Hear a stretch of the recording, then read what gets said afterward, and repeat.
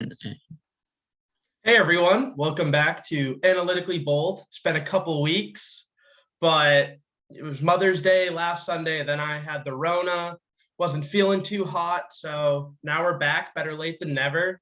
Gonna talk some football, some schedule. Jared, what's up with you? How have you been? Going nonstop, between working and coaching baseball, and now I just started school up again. So it's just pretty much no breaks at this point. Uh, Damn, still school, still that's Yeah, I summer school now, summer classes. I'm going for my master's now, so I'm trying to knock oh that out as quickly as possible. It's supposed to, if I like overload myself, it'll take 8 months, but which I'm planning on doing. So we'll see how it goes. you're a lot better than I am because my mom keeps getting on me like, you're gonna go to law school, you're gonna go to law school. And I was thinking about it, but got to get a really high LSAT score, and it's just a grind. You know what I mean? So, Mine was a lot easier to get into than law school. So I don't know. It's just a lot of stress, and then like I don't know, just like the past 2 years with COVID and online schooling, I'm just like I don't want to do this anymore, and just like getting back in that school mindset is hard enough. People always say that. You have yeah, to take a year off, especially when it was Zoom school. I feel like I've been off of school for like 2 years now, 3 years. But yeah, schedule got released. We can go through that. Mainly talk Vikings. What do you think of Week 1 being at Green Bay? uh, well, it's actually in Oh Minnesota. yeah, in Minnesota against Yep. Green Bay. Yeah, But that's the thing is, I think a big deal for us is having that home field. I mean, over the past years, I've had them splitting with Green Bay. Each team taking their home game, and I feel like that'll probably be the same way this year. I like that they. Not, this is a sarcastic. I like that they put us in Green Bay in the frigid cold once again, as per usual. Um, so yeah, I think week one should be a win against the Packers, but you never know. yeah. I'm not feeling too great about the fact that it's Week 1 because I'm really worried about the line and the interior line. And the first 2 weeks you're going up against probably two of the best nose or interior lineman nose tackle kind of uh, tandems. And week 1 you have Devontae Wyatt and Kenny Clark. Then you have Philly with Jordan Davis and Fletcher Cox. And who we don't know who's going to be starting in the interior line. So I think not having that really settled and going up against that Green Bay defense is it's scary to me. Yeah, I mean, I think it's going to be a common theme throughout this offseason is everything is looking all right now, except for the interior offensive line. It's just a question mark because, you drafted all these guys and you brought in some new guys. But as Vikings fans, we have come to know that, interior offensive line is really non-existent over the past 10 or 12 years. So it's really a huge question mark. You usually have one, maybe two guys on the inside that are okay. But over these past few years, it's been pretty rough. So yeah, that's the biggest question mark to me. And week one will be a good test, especially with Kenny Clark there. And you're a baseball guy. So Kwesi's doing a very analytics baseball approach, kind of twofold. So one, he's the bullpen, the Tampa Bay bullpen sort of model, where you take a bunch of guys who have various strengths, have this little pitch mix. One guy, lefty who throws sinker that digs into lefties. Then you have a righty. So you kind of mix and match. You bring a bunch of guys to camp and you see who's the best. But then also they're kind of doing it's called like the first base mode, where you just kind of assume, well, if you can play third base, you can play first. If you've caught, you can play first. So, Yep. and that's what they're doing kind of with, I'm hoping with center, because Garrett Bradbury's been the worst pass blocking center in the NFL, according to Pro Football Focus. Every year he's been in the league. He has been last amongst qualified centers. So ideally, you're not going to you're going to challenge him. You're not just going to hand him the keys. And it's kind of like every guy we've brought in, except for my guy, Austin Schlottman, who gave me the follow, no other guy on the Vikings roster has starting center experience at all in the NFL. Yeah. So they're kind of just assuming, well, if you can play guard, you can play center. And we're going to see if that holds true. Yeah. I thought I remember seeing something about Wyatt Davis in college would play center, at least early on. I could be totally wrong. I thought I saw something about that I was last year, but I was like, because I remember reading up on Wyatt Davis, because I'm not going to pretend like I'm the biggest draft guy, especially this year was the first year I ever really got into it. But I remember after the fact reading up on these guys, and I saw that Wyatt Davis is probably just going to be a guard. I guess doesn't have the get up and the explosiveness to play center and get in position after snapping the ball. Doesn't have that quickness. yeah. So I don't know.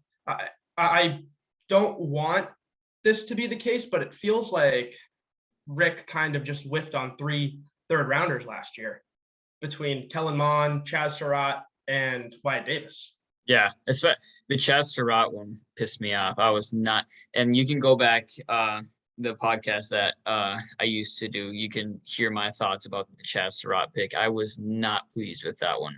I was probably more upset with that one than any other one throughout all of last year. And I let my thoughts be known on that one last year. It was, I don't see what they saw in him. It was just, there's no justification to it really, especially as a 3rd round pick for that guy. No. Well, I don't know. And then, so yeah, we got week 2 at Philly. I think Philly's going to be a really good team. I got Philly winning the NFC East. Yeah, I was thinking the same thing. It's always tough going into Philadelphia and having to play, and then you have a primetime game, and you got those Philly fans there at night and everything, and it's just Scum of the earth. A tough atmosphere to play in. And yeah, I agree with you. I think Philly will be good this year, so I would put that down right now probably as a loss. But yeah, again, for me, Jalen Hurts is also a question mark just because it seems like you don't always know what you're going to get out of him in a game. So, and with the Vikings defense, if they're going to be able to come back this year and play better than they have in the past couple of years, which Lord help us if they can't, because the season will be a short one. It's going to be interesting because Jalen Hurts, I would say more so than any other young quarterback, has been put in a position to succeed by his team. He has an elite line. They went out and got Devontae Smith last year. They just traded for A.J. Brown. They still got Dallas Goedert, and they have a good stable of backs. They are a talented team. And their defense, I think, is really good at all 3 levels. And it's going – I think that if Jalen Hurts is just average, or just Jimmy G level.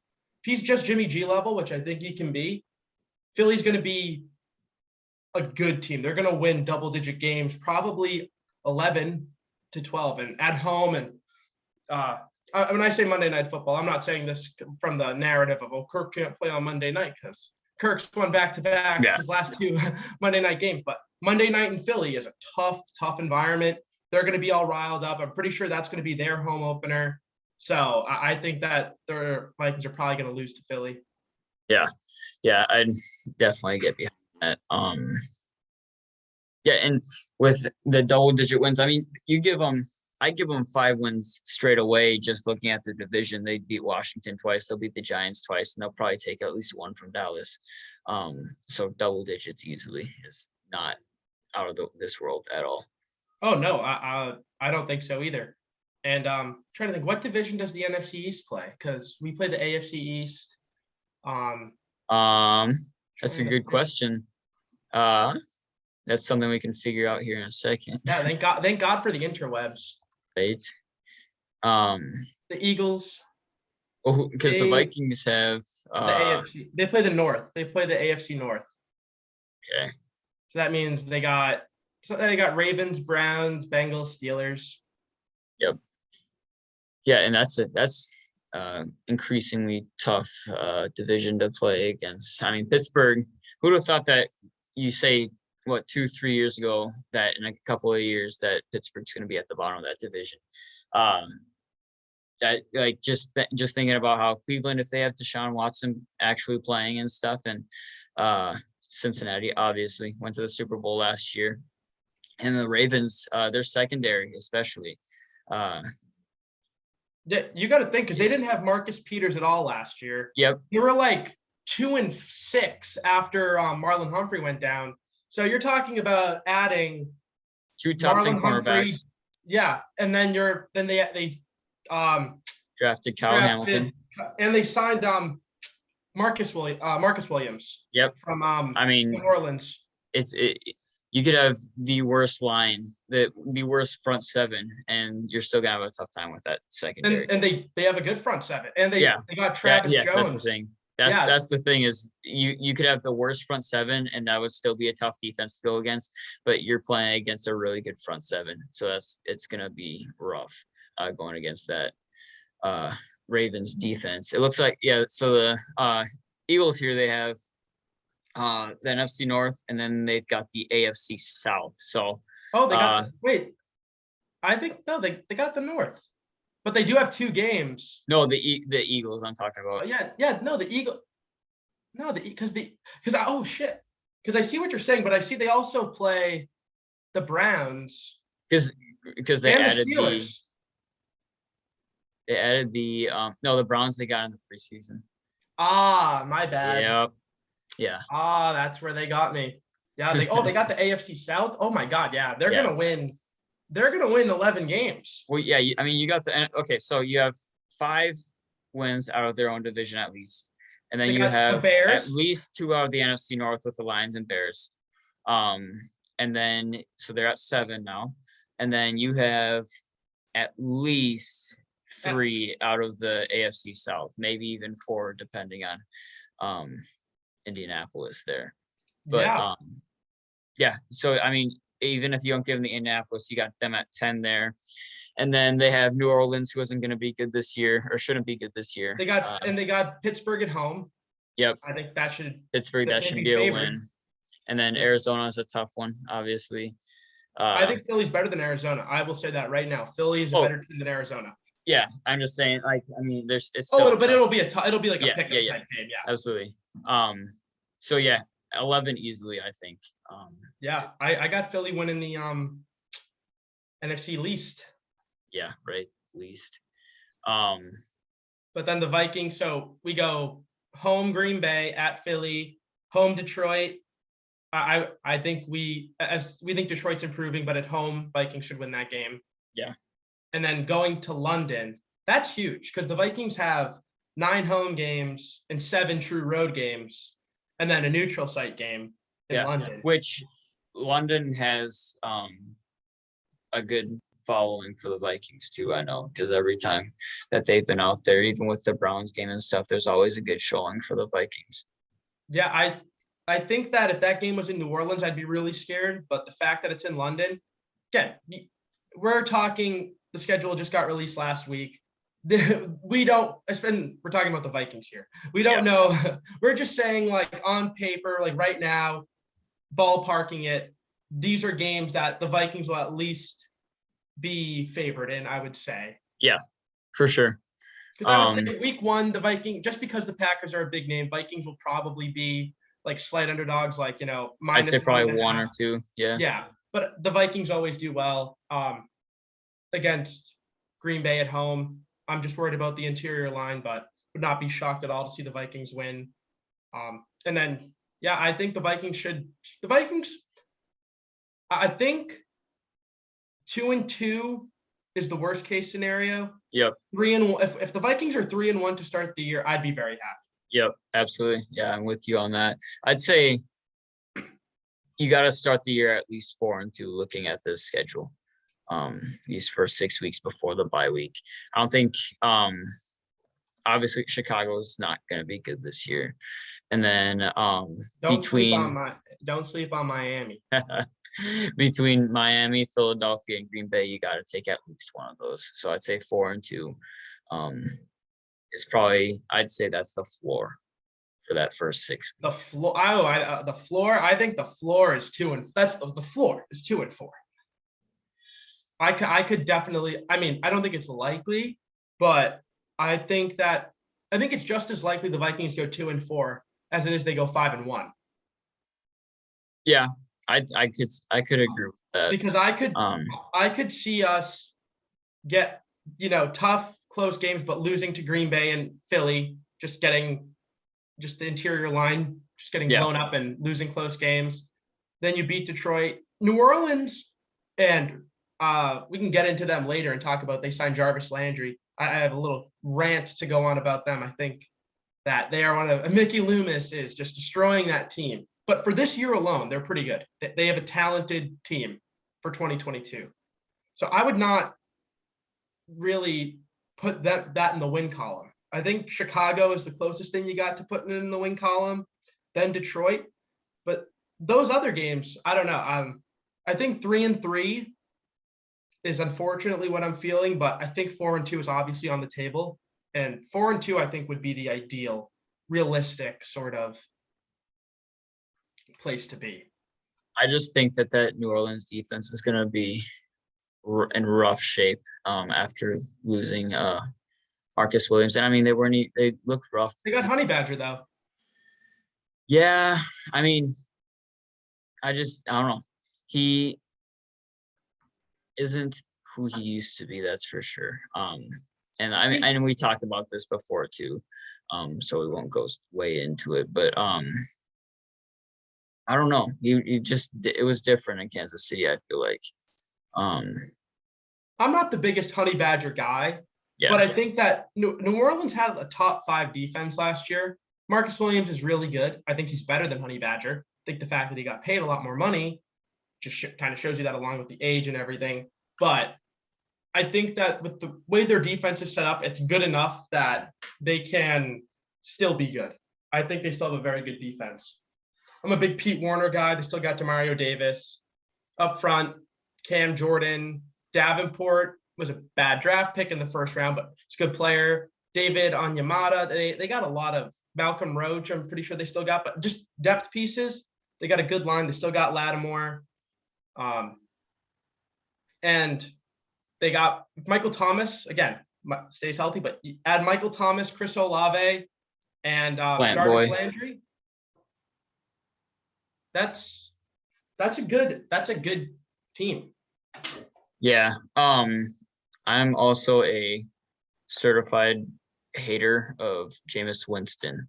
And so that's another part of it. And I'm a certified hater, like huge hater of the New Orleans Saints. But yeah, I don't think Jameis Winston's it. You throw 30 interceptions in a season, and I mean, looking at like his accuracy and stuff too, he's not good, Well, I think Jameis is good. I would not use the words good to describe Jameis Winston, but I think that he can be competent, and he actually was good to start the year last year. The first 7 games, he was a good quarterback. 14 touchdowns, 3 interceptions in the first 7 games. That'll work. I don't know. I would not look past the Saints. I think that 3 and 3 is probably where they'll be. Nice little rhyme. 4 and 2 would be good. Oh, that was bad. Really bad. Yeah. But yeah, then you got the bye, and you come out of the bye, and Arizona. I don't think Arizona's good. I think Arizona at home.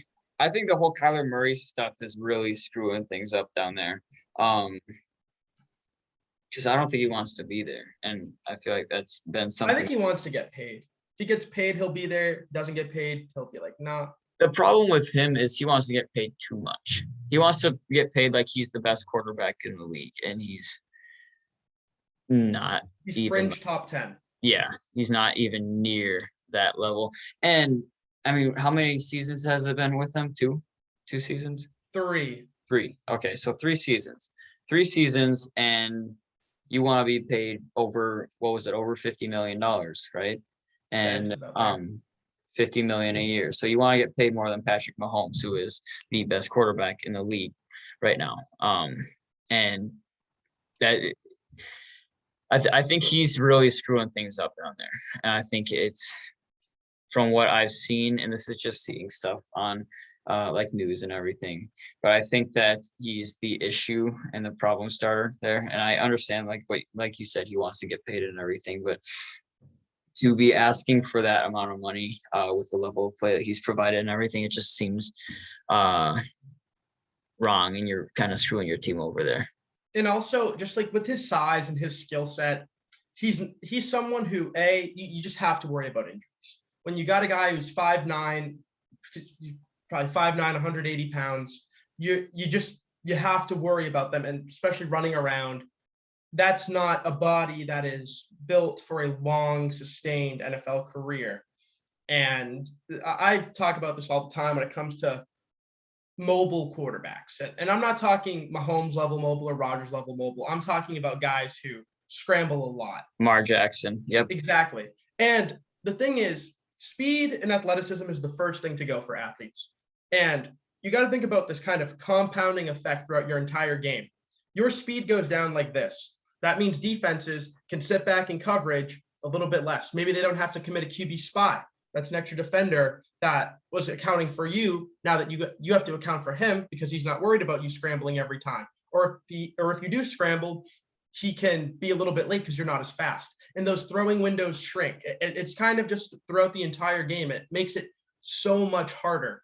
So that's why I don't believe in investing long term in mobile quarterbacks, even if they do stay healthy. But yeah. And no matter what, they lost Chandler Jones. D-Hop is going to be out for the first 6 weeks. So I think that the Vikings game would be his first game back. Yeah. Yep. Well. Do they have a game week 7? They might. If they play week 7, then it'd be a second game back. But yeah. And I've been the same on that. The whole mobile quarterback thing. Obviously that's a big thing right now. But like the people who run it, the amount of times like Kyler Murray and Lamar Jackson do. I've had this conversation with other people before. It's not sustainable, and it takes one hit. Like you've seen Lamar Jackson take a lick plenty of times, and thank God for him, he was able to get back up and he wasn't like injured severely or anything to where it was kind of a career-ending thing. Because you think about if he takes a bad hit where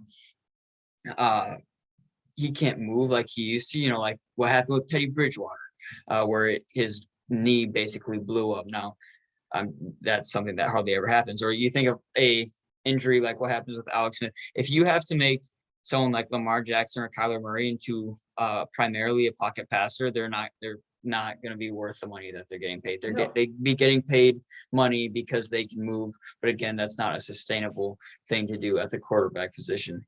And even if they don't have one of those catastrophic injuries, look at Cam Newton, who kind of just had minor injuries here or there, but his career fell off a cliff when he was around 30. I can't think of a single running quarterback, because if your mobility is secondary, like Mahomes, like Russell Wilson, like Rodgers, Josh Allen, it's not as, it's gravy. But again, you lose 5 to 10% of your speed. That means your throwing windows are going to be closing by 5 to 10%. And if you're already not the most accurate guy, what's going to happen? It just, unless those guys can make an adjustment. Now, I think Kyler's a better thrower of the football than gets credit for. He's a great deep ball thrower. But he's definitely better than Lamar Jackson. I don't mean to turn this into a Lamar Jackson hating session, but I've heard too much on Lamar Jackson. And yeah, I've been an opponent of him. I'm not a Lamar guy either. So I think that the Vikings should beat Arizona. Then we got the Commies. That should be a win. Yep. Bills. At Buffalo. I would love to see Kirk go into Buffalo and win that game, because I think it'll be a really fun game. I think it'll be a fun game. But yeah, I think it'll be like do you remember Kirk's first year, that Rams game? Yep. I think it'll be something like that. Like Kirk will, it's like there's nothing you really can expect more from Kirk, but it's like Josh Allen's going to put up like 45. It'll be like 50 to 51. Yeah. But I, it'll be a fun game. it should be a fun game, but yeah, again, you can't really pick against the Bills, especially at home with the Vikings here. Then we got the Dallas revenge game. Hey, if Dak plays, guaranteed win for the Vikings. The Dallas game, If it's Cooper Rush or any backup, I'm not feeling great. right? No, and it's a home game, but obviously with Dallas, you get a bunch of Yankees fans showing up in their Dallas gear at the home game, so it's it's not really. I wouldn't consider, because I've been to a Vikings game. I went to a Thursday night football game when they played Dallas back in 2015, and it was probably 50-50 between Vikings and Dallas fans. So you can't really call that one exactly a home game, other than knowing the atmosphere and having the whole PA and everything on your side. But yeah, again, it should be a win against the Cowboys. I think they had their shot. They had their little window there, and it's kind of falling apart for them at this point. Yeah, I think the Vikings should beat the Cowboys. Then we got the Spinosa Bowl, Pats at Vikings. I'm planning my trip. Think I got the hotel. My cousin's booking the stuff, but I think she got the hotel seats already. Giving night, baby. Yeah, it's actually my dad's birthday on Thanksgiving. Oh, really? Yeah, but he's not going to make the trip. But all right, yeah. It's funny because the way I kind of view the Vikings and the Patriots is, if I were doing power rankings, they'd be pretty close. Yep. But they're so different in the sense where the Patriots have a average to slightly above average player everywhere. Like, no matter where you look, yeah, that guy is fine. He's not going to fuck up. Whereas with the Vikings, there is so much volatility especially on defense. Because you look at this defense, and if Danielle Hunter and Zadarius Smith are healthy, that's a top 3 pass rushing duo in the league. For sure. Then you still have Dalvin Tomlinson and Harrison Phillips, who we know are very good players. Yep. And then we got so many guys that have been drafted over the past couple of years, all along the front seven, especially on the line, between Twyman, Janarius Robinson, Patrick Lynch, Patrick Jones, like all of these guys, who one of them are Armand Watts, DJ Wanham, obviously they played a lot last year. I think Kenny Willekes or Willekes or however Kenny Willekes, yeah, he's I like him, because because he got hurt his first year and then he got to play more last year, but I think he's gonna be able to break out more this year, which hopefully we'll be able to see. I mean, coming out of college, I can't remember if he was one of the mid to late round pick. It was out of Michigan State. But he was a great Big Ten player, and he won all sorts of awards out of the Big Ten and everything. And yeah, I think it'll be interesting. I hope that we can see him more. I think he'll probably end up. The thing with DJ Wanham is he's the guy that you put in when you know they're passing. Exactly. He doesn't have to worry about playing the run. He can just bull rush straight and try and get to the quarterback, and he doesn't have to worry about playing the run or anything. So that's what makes him good. And so I think we'll see Willekes a lot more. I think it'll be those two are kind of the first fill-ins on the edge there for this year. And then you look at like the cornerbacks and everything.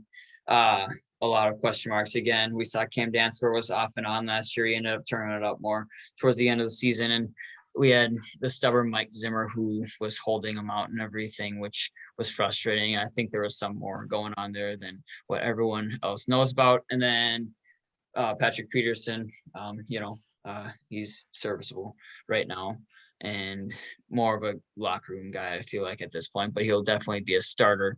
And then Shannon Sullivan did well in the slot last year. And he's been a solid slot guy. And then we bring in Andrew Booth, which he needs to be good. We can't, because Pat Pete probably after this year is done, at least here. And maybe we'll get another year out of him, but Andrew Booth needs to be solid. And then the safety room obviously looks really good right now. It's Lewis Cine and then Harrison Smith, and then you got totally blanking on his name right now. the kid that we drafted last year. Can't think of his name. But yeah, Wait, Cameron Bynum. Cam Bynum. Yep, that's it. But yeah, so I think it's the secondary. That's the big question mark. Not so much the safeties, but the cornerbacks. Well, this is excuse this drawing. It's a very bad drawing, but Could have used the whiteboard. Wait, is there a whiteboard on here? We have a new feature. Where's that go? Where's the whiteboard? I'll make it. There you go. So here, is there a way to draw? Or I have to share it with you. Yeah, we're just gonna do it. Like, I'm gonna do a little drawing. Oh, by the way, Jalen Twyman's a name that we keep hearing, and I'm excited about him. Have you ever seen his face? Yes, actually I have. He looks 12 years old. Yeah, I remember. He looks so young. I remember seeing, I'm like, this is a guy who's like professional football player, 6'3", 290 pounds, and he looks 12. Yeah, right. You should be able to, is it not letting you work on this here? I'm just like, kind of like just clicking on the mouse, like trying to. All right, go ahead and do your other drawing. Because yeah, well, here's a little piece of paper.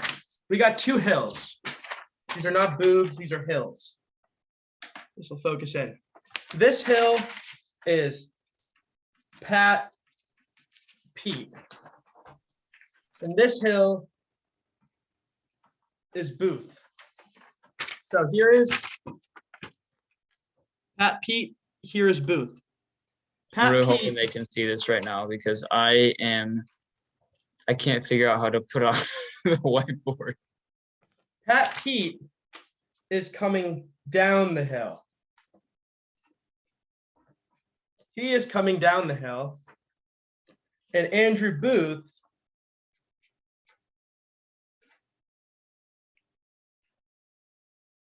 is climbing up the hill.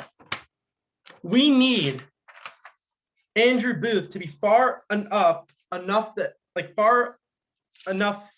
up the hill to be a good cornerback. And we need, so like say this, like the line, the middle line, that's like the level of being a good cornerback, good enough cornerback.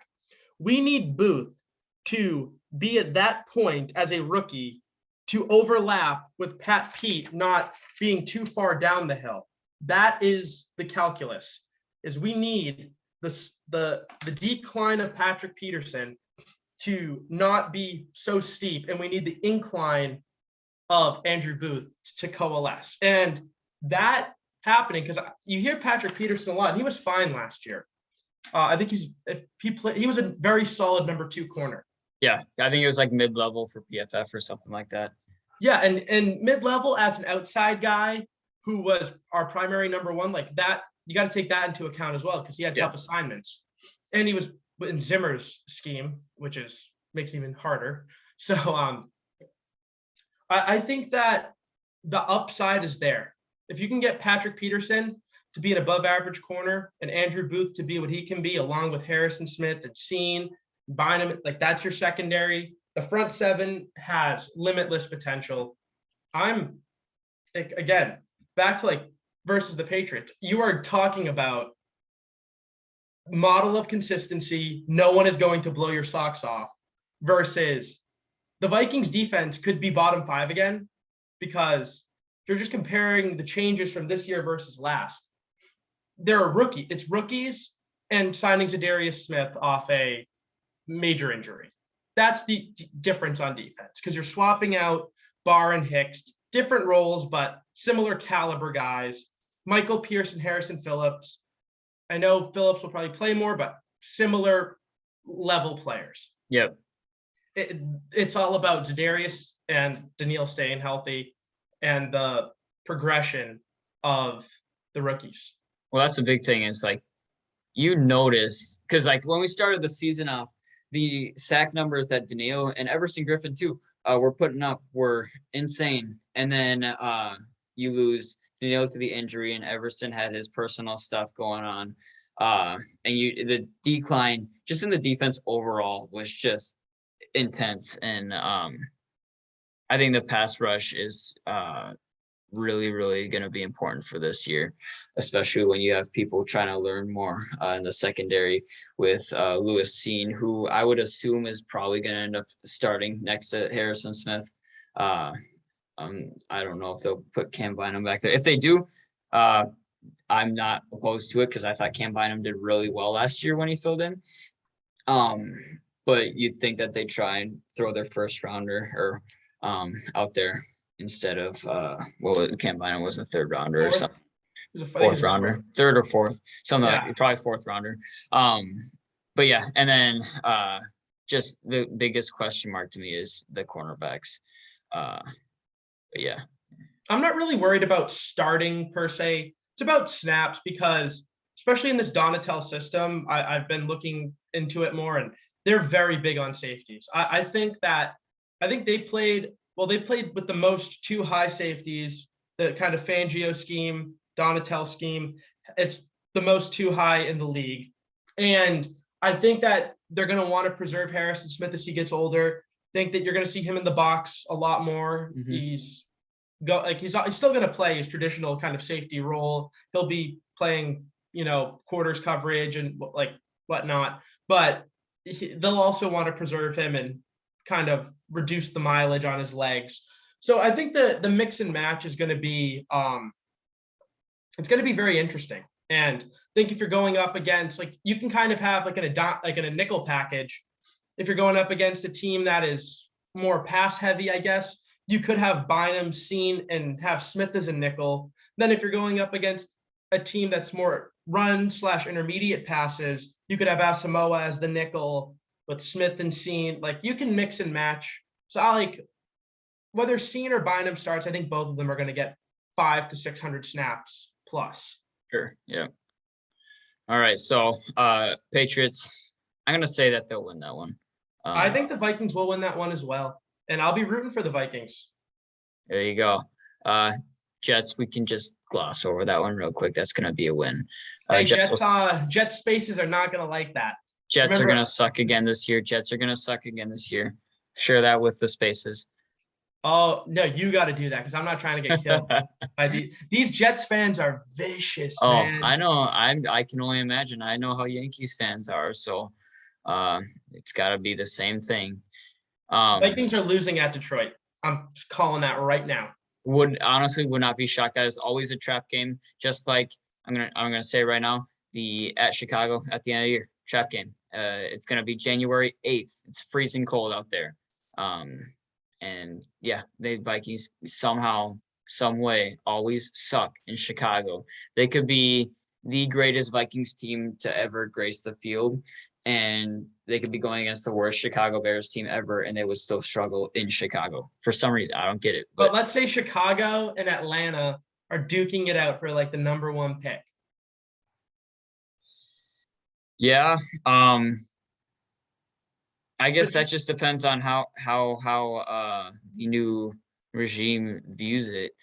Whether they're let's go out and let's win, let's not give up, or if they're down to lose pretty much on purpose to be able to get that first pick. So, I mean, who knows? It'll be, but you got to that'll be a cross that bridge when we get there kind of a thing, I guess. But in my time watching the Vikings, which is the last 4 years, it's been 2 guys who have mainly haunted us. It's Khalil Mack and Akeem Hicks. And those guys are not in Chicago. And who do they have? They even got rid of Eddie Goldman. So I'm not obviously playing in Soldier Field is always tough, and it's always going to be a slugfest. But I think that Justin Fields stinks. His weapons stink. His line stinks. And now the Bears defense, let's just give them the benefit of the doubt and say they're average when they've been pretty good. Yeah. So. Yeah, I'm by no means putting that down as a loss, but I just know that the Vikings are going to make sure somehow, some way. It will be like the games this year where it's like, why is it like 17-12 right now in the fourth quarter? Yeah, that's always the Chicago games. It's always those low scoring, and they are never fun to watch because I just get pissed off the whole time. No, it's like watching paint dry. It's literally a slugfest. They're just not It's they're not fun games. They're boring, and I get mad the whole time because the Vikings do stupid stuff, and then the Bears are able to do stupid stuff, and it works somehow.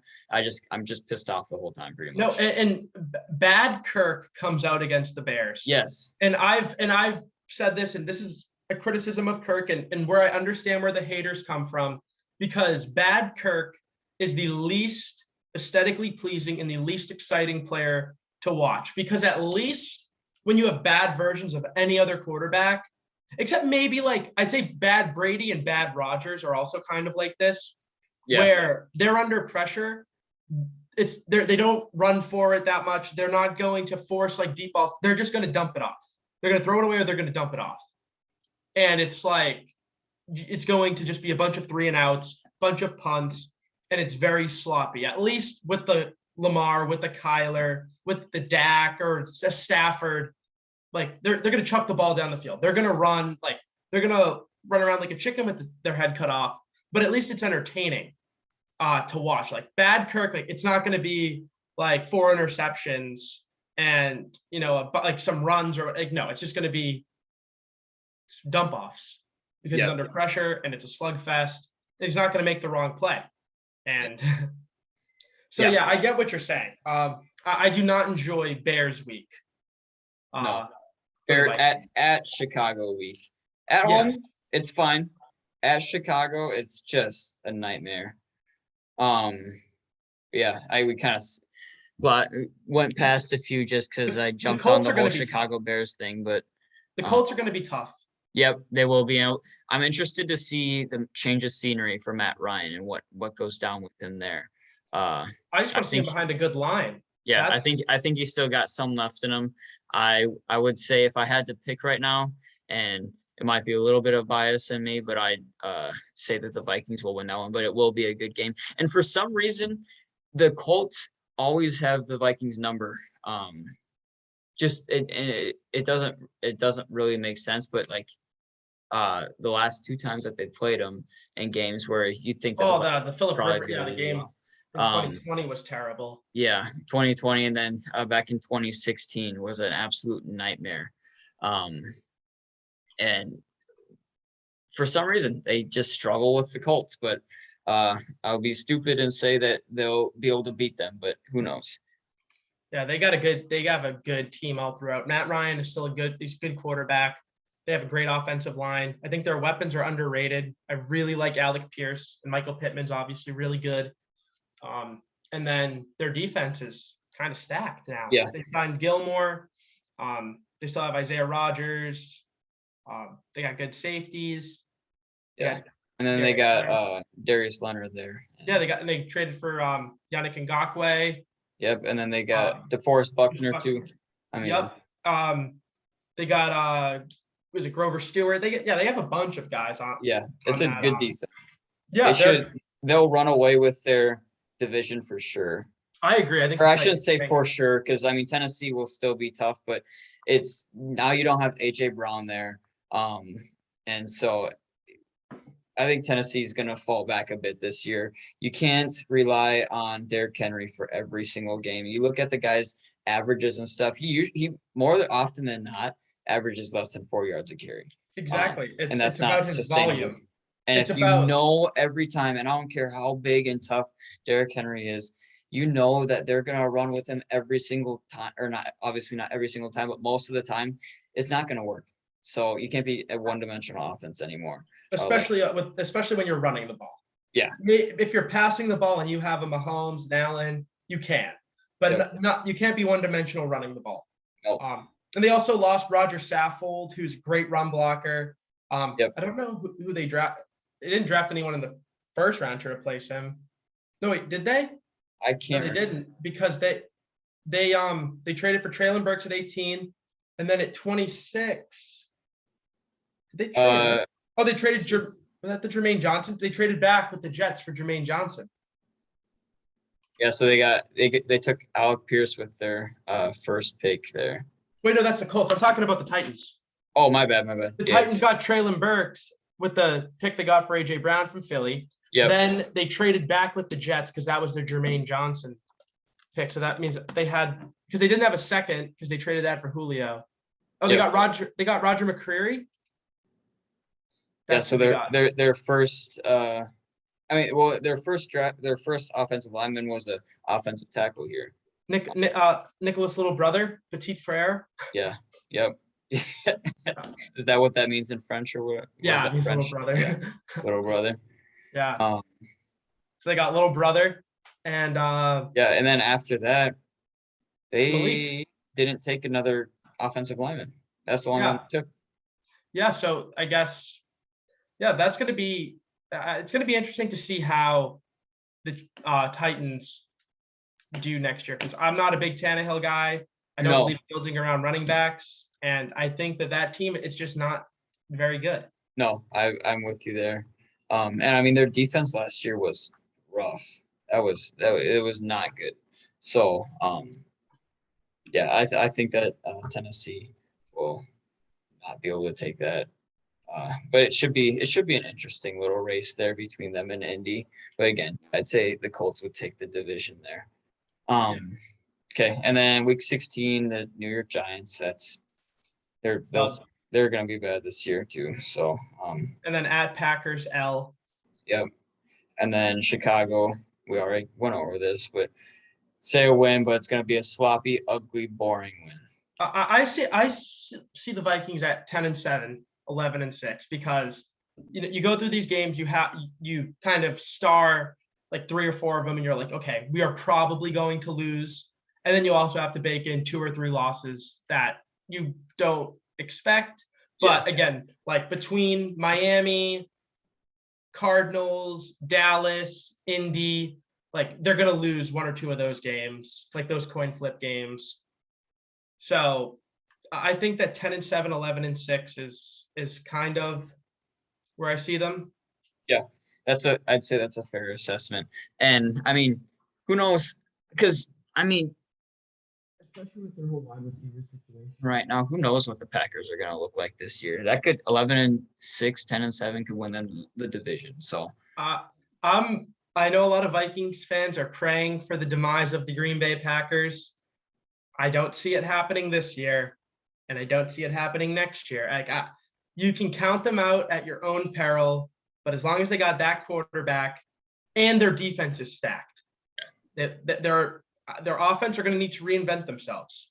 They have a bunch of guys who are like number 3s. I'm not even going to say they have the Patriots have like a bunch of 2s and 3s. Mm-hmm. Like the Packers have a bunch of 3s. Yeah, their number 1 guy, other than obviously the rookie that they drafted, their number 1 guy is Al Nazard, who's a 3 on a really good day. Like the guy's not good. So they got Lizard. They got here's another problem is week 1 Watkins. Sammy Watkins always balls out week 1, and that's when the Vikings play him. I forgot about Sammy Watkins. Yeah. Dude, yeah. Hopefully he remains washed and he doesn't go to Green Bay and just starts going wild. And they got Cobb, who again, he's older, but if Cobb's your number 3, and you got to think not just number 3 with Rodgers, because they have like that connection. It's kind of like with Edelman. Even when Edelman was getting older, it's like anywhere else, he's probably washed, but like with Brady, like just having that connection, because Cobb is Rodgers' guy. I think that kind of adds value there. But they don't have a good receiving corps. But I still think their defense is stacked, because don't forget, they didn't have Jair Alexander for most of last year. He's coming back. They brought back Savage. They got Adrian Amos, Rasul Douglas. I mean, we can just go up and down. Rasul Douglas, and he looked really good last year. Yeah, and they who's the I always draw a blank on his name. Devondre Campbell. They brought him back. Obviously, they draft Devontae Wyatt, Quay Walker.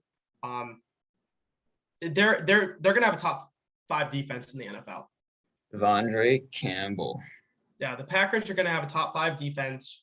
They still have a top 3 quarterback, and they got a decent O-line. So I'm not gonna count them out. I still have the Packers going 12-5 and winning the division. Sorry, Vikings fans, but I gotta tell the truth. I gotta say what I think's gonna happen. kills me watching Devontae Campbell in green and gold. Yeah, didn't he go to Minnesota? Yep, he sure did. And he was also a guy that he was like kind of just sitting there because like he was cut by the Raiders and he was cut by Arizona and Yeah, like he signed for like the minimum. yeah. No, And yeah. he said he wanted to play for the Vikings, I'm pretty sure.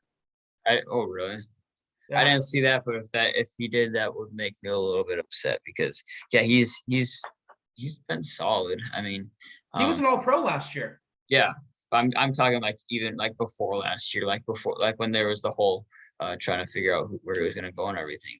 Uh, he's been solid in the past, so yeah, it definitely sucks seeing him there. Yeah. Well, any other thoughts? Because I got the Celtics game on record. It's probably in the first quarter right now, but I'm gonna not check Twitter and skip commercials. I think we covered it pretty well. We got through the Vikings and everything. I think we will to touch on. We got to some other teams a little bit today, but it'll be good to be able to touch on other teams more in depth. And don't forget, we got an entire off season, so yeah, we don't have to hit thing, every team. We got another almost 4 months to work with here, so there'll be plenty of attention going towards the rest of the NFL teams, other than like the Bears, because no one cares about the Bears. We'll just put down losses, but Yeah. not. And the Falcons. No one cares about the Falcons. Are gonna suck too. Who's even gonna play quarterback for them? Like it'll be Ritter. Yeah, yeah. So yeah, we'll touch on other teams more in the future. But yeah, I think that'll do it for this. I was gonna say here. Celtics in 6, baby. Celtics in 6. We're going to the finals. Wild in 7. Oh wait, no, we can't say that anymore. Yeah. Sorry, Minnesotans. Yeah. You know. Another team failed me. I'm numb to it at this point. Hey, Kirk's gonna change it. God, I hope so, and I think he can, and I really, really hope so because I need a championship in my life. I've never gotten to experience that yet. So that's crazy, dude. I don't want to rub it in, but like, because I think the Celtics have a great shot at it. My high school boys and girls won the state hockey tournament this year, but that's the closest I've come to any sort of championships in my life. So I need a professional team to do it. I got 2 in college. When I was in college, Red Sox won, and 2018 Red Sox won and the Patriots won. So, and I went to school at BU, so like the parades went right through there. I remember when the Pats won the Super Bowl, I stormed. So for any of you who know Boston, Patriots win the Super Bowl. We all just start running towards the Boston Common. It's like maybe a couple miles. We're all there, like we're just a bunch of drunk college kids. And then I was walking back, and this dude, and this is Back Bay. This was like one of the most expensive areas of real estate in the country. You're talking like if you're renting like a 2-bedroom, 1,500 square feet, 1 bath, you're talking like probably $10,000 a month for like just a standard apartment. Mm-hmm. So these people have money. So this guy, probably in his 30s, he's with his wife. He's like, "Hey man, my brother got absolutely trashed watching the game. He passed out. Can you help me carry him to my apartment? I'll give you some money." And I'm like so happy. Like the Pats just won. It's like 1 a.m. So I'm like carrying this guy up. So like a bunch of stairs on Beacon Street. And the guy ends up giving me $100. And I was just like, this is awesome. Patriots won and you got $100. Yeah. It was a boring Super Bowl though. The Rams won. The Rams won. Yep. Yeah. Because that was a really boring 28-3 was my senior year of high school. And then the one against the Seahawks, Super Bowl 49, that was my sophomore year. And the Red Sox won when I was 5. Then they won when I was like in 3rd grade. They won my freshman year of high school, my sophomore year of college. So the last championship that my teams have experienced is 1991. So I was 9 years from being alive. So yeah, well, the Celtics haven't won in over a decade. It's been 14 years. So I don't feel bad. I don't feel bad for you. You should feel bad. I don't feel bad. Celtics got to take this home. They need a championship. It's been 3 years since a championship parade in Boston. 3 years. That's You not poor, acceptable. you poor, you poor soul. I'm so sorry. 3 years, man. It's been over 3 years because it was February of 2019. That was our last parade. I'm so sorry you have to deal with that. I gotta see Tatum. I gotta see Jason and Deuce on the duck boats. I gotta see Al Horford. Gotta see Marcus and Jalen and Grant Williams, my boy Grant Williams. You Next year, gotta. there's always next year. Wolves. Always got next year, Wolves and Wild. Um, yeah, I think that'll do it for this week. I don't know if you got anything else you want to talk about here about your Celtics or anything. I'm sure No, you're kind of eager to get to watch them. again, I'm in like, it's like a Schrodinger's cat. You ever hear of that? Like, Yeah, it's so it's kind of very like, complicated. yeah. Well, it's kind of like, you're in like a semi state. It's like the Celtics game is on. We could be getting crushed right now. We could be winning. I don't know. Because I Yeah. don't know the score. I haven't checked anything. So like I'm kind of like stuck in time. That's like Yeah. that's like the weird thing. So yeah, it's about a half hour into the game.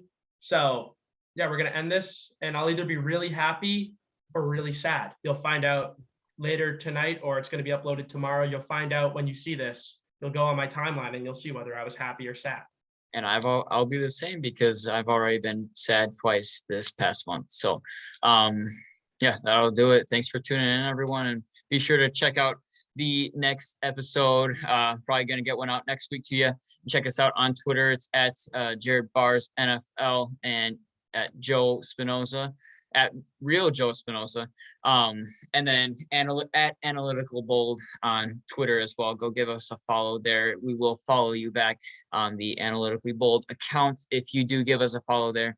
Yeah, any support is appreciated, and thank you for watching.